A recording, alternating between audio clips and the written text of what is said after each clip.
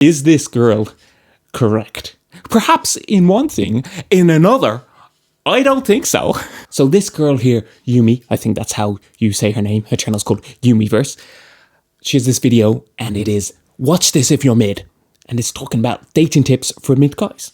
Watch her video. I'll put the link in the description. So she has 3 main points, 3 tips for you. But are they actually true? One of them I can confirm since I now have a real life girlfriend, not to brag, but I am bragging, is actually true. And one of them I completely disagree with. Now, first, before her tips, she kind of left out the basics that you need to get right, that everybody knows, get a nice haircut, be well groomed, no neck beards or scraggly facial hair like you're allergic to a razor blade, clothes that fit you and look good together. Basically, if you look like a Discord mod, that's a big nope. Change everything about yourself. So her first point, and I really did not understand this one before at all. Scent, how you smell. And I thought just not smelling bad, smelling neutral was good. But her point is, if you smell neutral, not bad, but not great, just smell mid, that's a negative. And smelling great brings you from like a 6 to an 8 in level of attractiveness. And I was like, when I'm thinking about it. But the reality is, I can confirm that to be true because since I've got a girlfriend and she got me her perfume, and it's like this visceral emotional thing for her when she smells it. She can become feral like an animal. She wants to touch and like smell and rub against me. I never understood that because for me, smells are fine. They're whatever, take or leave it for a lot of the case. Like smelling flowers, they're nice. But if I go into a perfume shop, it's like an obliteration to my nasal pathways and it makes me dizzy and have headaches. It's disgusting. And I never have an emotional response to it. Like, it doesn't do anything on, like, an attraction level for me, smells. It's like, take it or leave it, and most of the time, leave it, Well, apart from, like, food smells will do something to me, caramelized onions. I'll have an orgasm right on the spot if I smell caramelized onions. It doesn't even have to touch my taste buds. Just the hint of it in my nostrils is enough to get me going. I do love me some caramelized onions, but that's not the point. The point is women do love something that smells good. It does something inside of them, and it's emotional. It's a reaction to it that we as guys, or I certainly do not have. And it's not like just covering yourself in Lynx. That is not the answer. That is just a shortcut to an asthma attack. So get a nice smelling perfume, and she recommended a few. This is the one here I got from my girlfriend, and I can say it was not cheap. I looked up the price, €73 for smelly water. That's how I view it, it's like smelly water. But like clearly it does something in their brain. It's like worth purchasing. Now, I'm not saying you have to get the really expensive ones. If you go to Zara, they have some for like €8 and small ones, and then €15 for slightly larger ones. So you start there and maybe you work your way up and find some nicer ones on sale or something like that. Or if you get gifted one. But yeah, don't break the bank, but it's absolutely worth purchasing something, a perfume that makes you smell good, because for women, it just does something to them. So the second point in which I disagree with, actually, I forgot to switch to just me. You don't need to see her static face the whole time. That was probably better than looking at this ugly mug. I'm not saying I'm that ugly, but I'm no Greek god. Anyway, the second point, and I disagree with, is tipping well. Her point is, it is fugly if guys don't tip well, and it's not a generous person. And I think that's completely wrong because I'm European, and that's a very American thing to tip, and tipping culture. I lived in Canada for a while and they have that there too, and it's just so frustrating that you have to tip, and taxes as well. It's like tips and taxes on top of whatever price it is, and you're just like, whatever, you're going out for a meal, you're going out for a few beers, and then you end up spending double what you think you're going to pay because of tips and taxes. And okay, right, I get that's American culture and whatever, right? But like as a European, I'm in Ireland here, we don't tip. And in the rest of the world, Asia and what have you, it's not really a thing.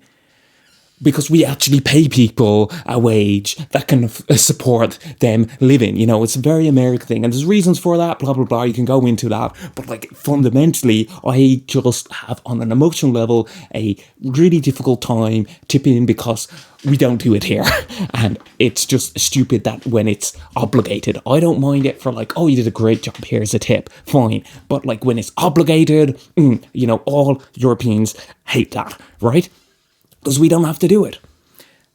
And I get the point that she's trying to make is, don't be cheap, don't be a cheapskate. And she's like, ew, when you're on your thing, make sure you're tipping the most expensive tip. But, like, if you're broke or don't have a lot of money, and that's just not realistic. And secondly, tipping is stupid, right? Especially for, like, ice cream or coffees or whatever. But I think the idea of being generous is something great, and people and women would like a generous boyfriend. And you can show that in other ways. You can be generous with your time, with your effort, with your attention. You would be cute and creative and have fun romantic experiences for quite cheap. Like the other week, for my girlfriend, I designed the whole living room, and I put this, like, tent thing up, like, with sheets, and I made all the lights and made it look like it was a night sky, and I had the candles and, like, fairy lights, and I had an air mattress, and we watched the movie and roasted marshmallows, and it was cute and romantic and very affordable. And not that I'm saying I'm super cheap and super poor, but, like, I have been in the past. But the point is, it was a cool romantic gesture, and it took a lot of time and effort and attention, but it wasn't expensive, but she still liked it, right? And you can do generous things, and you can buy her presents and what have you, and treat her, buy her flowers, but you don't have to tip. Like, that's just stupid, right? Because tipping is ridiculous. But that's, like, as a European point of view, Americans are so used to the idea of doing that it's not a big deal for them. But for us, no way are you making me tip for anything, right? Now, the third point, which is having accessories which, like, hints at certain physical features, like rings or bracelets, a watch rolled up sleeve of the forearm, like unbuttoning shirt so you can see some collarbone. She's saying, like, the idea of things that seem manly are attractive. And there's a big difference between, like, the female gaze and the male gaze. Like, the females love the idea of the thing, like the concept, the tension that's alluding to it, whereas guys are just like, yeah, boobies, and and, like, I think my girlfriend is somewhat like that as well. She's like, much prefers, she can be like, oh yeah, he's kind of attractive, when he takes this shirt off, but, like, she likes the shirt and the shoulders, and, like, and, like, when it looks good on you and you're wearing something and accessories, so there is definitely something to that. And I think it's something that's quite easy to just do. You wanted to have it fairly simple. I wouldn't go overboard. But, like, as you can build up and have more style, it is something you can play about with more. I've probably went overboard in the past, but even now I still do like accessorizing. It's a fun thing that can just bring out a bit of personality into you. So, like, if girls like that and, like, show a bit of forearm, that's an easy thing to do as a guy, right? And she's saying that that's what they find attractive, whereas for us, we're just thinking, look, take your clothes off. I want to see the nudes. So, it's like different brains, like, we do still like the tease of it a bit, but, fundamentally they love existing entirely in the tease. And that was her main point. Now, I have a bonus point for you as well, which is how you sound and your voice, your tonality is a big factor. Girls have such a multifaceted brain for their attractiveness. For guys, it's very much hot or not. For girls, there's so many points that go into it, and, like, how you sound and your voice is a big factor. And, like, guys, we do have the other points too, but they're just so much less impactful than hot or not. That's the big one, and then everything else is, like, a little bit, right? For girls, it's like all these other ones carry a lot more weight. And so, like, the sound, the tonality of your voice. And, like, it's not like you need to have a super deep voice like Markiplier or Corpse Husband, where you're, like, super deep and, like, whoa, I have so much bass. And, yeah, obviously, if you have that, right, girls are going to swoon over you, but you don't need to have that.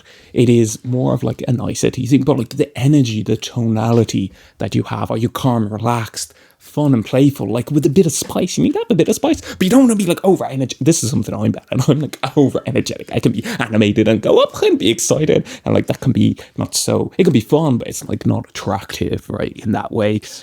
But like if you don't have that spice, you just kind of become boring and safe, and then they just friend zone you. So it's like really deepening on the charisma and confidence, which is like everything. But that's a whole other massive topic to unpack, and you cannot just do that instantaneously. A charismatic, charming mid guy will outperform and outshine a giga chad when it comes to women. If you are confident, but you can almost instantaneously like bring your voice and hold it here and just act relaxed and slow down. Just take a beat to when you're speaking and when you're replying, and that is a more attractive quality that women find. But add in some spice and playfulness as well. Don't just be monotone boring. So that's my 2 cents on her advice for mid guys, and my own little bonus tip in there. Maybe try a few of these things, and you never know, you too may also get a wonderful girlfriend. Thanks for listening. I wish you the best of luck.